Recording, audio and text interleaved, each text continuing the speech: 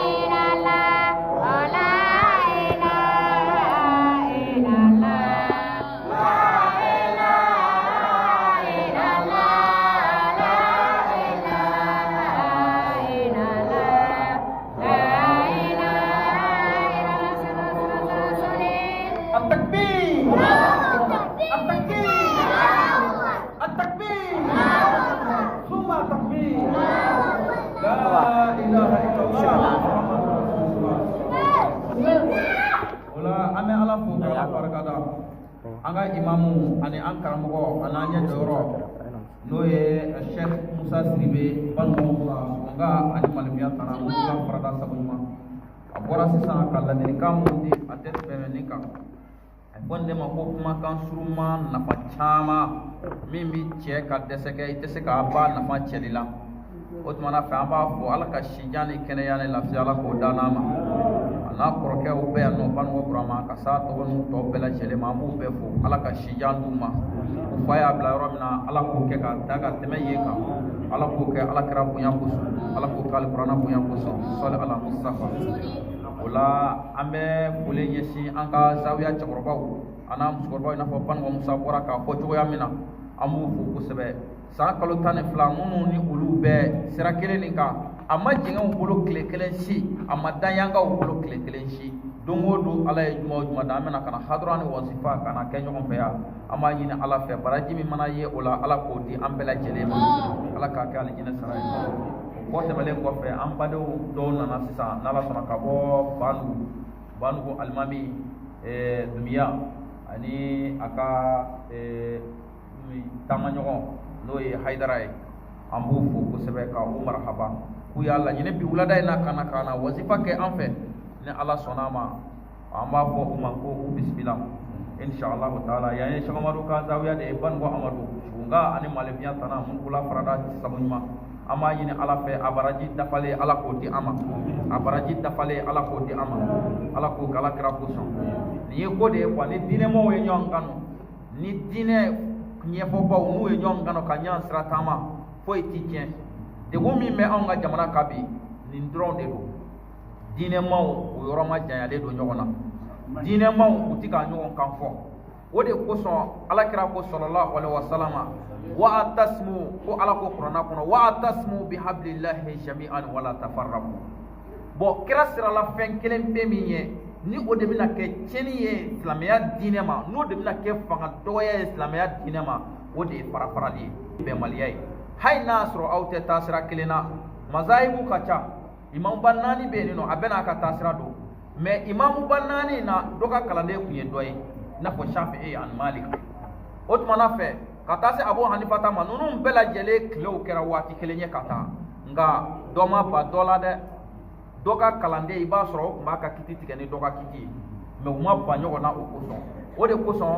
amunun be bini ambe ko anyi alakira mando ye il faut que anga be kuma kele mi ni ala yo fo qur'ana kono ango kuma kele de mene ka o kuma kele ko labara no kera alakira ka dine a jole be to no de lahara ni kira tara anjo ala ye anjo ka kira jo ka anyi ka on ne ku ye kira mando ye amalo ya ka bude